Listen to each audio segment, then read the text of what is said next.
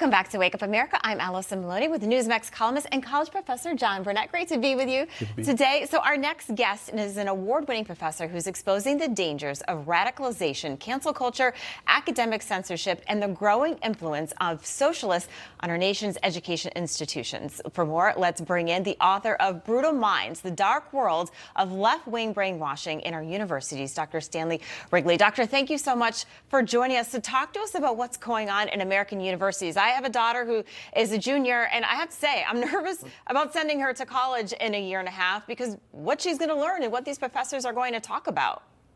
Well, your concerns are well founded, Allison. Thank you so much for having me on the show. John as well. Good to see you.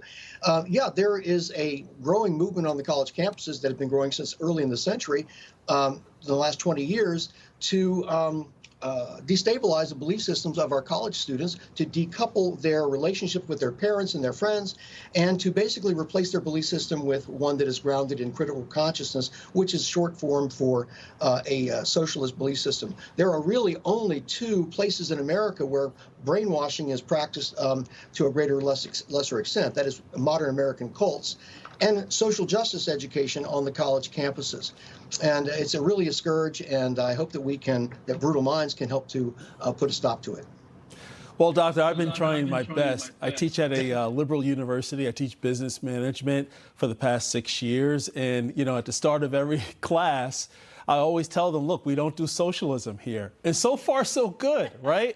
But what does your book tell us in terms of what action should we take to beat back this anti-intellectual takeover?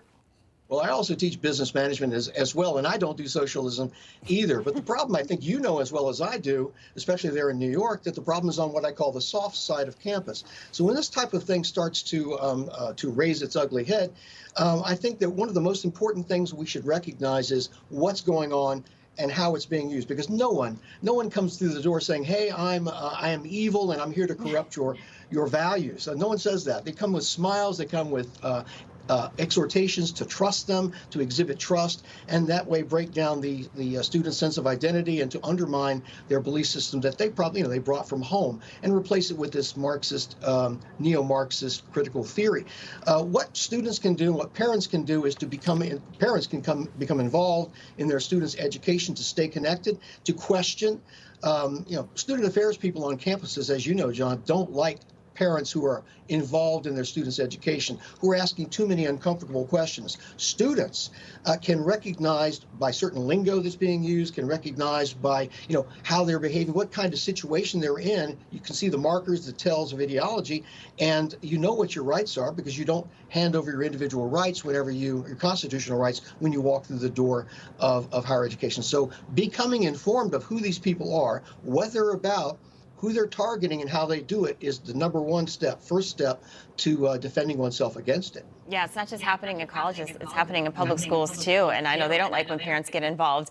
Doctor, your appearance is well timed. Yesterday we had on another doctor, Congressman Greg Murphy out of North Carolina, and he introduced a bill that's very relevant here. It's protecting endowments from our Adversaries Act. Tell us why it matters now even more, and how ironic is that the President Biden attended Monday's UPenn graduation on Monday.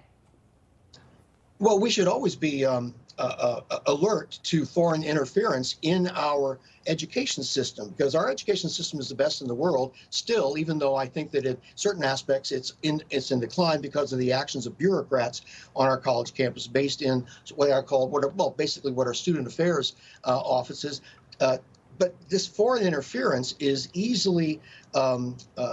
easily penetrate the education system by virtue of grants, by virtue of strings attached grants, and this requires us to be on guard, on the qui-vive, to find out who is actually funding what sorts of programs. I think the Confucius Institutes were a big example of that in Chinese influence on American higher education. It's a danger for sure.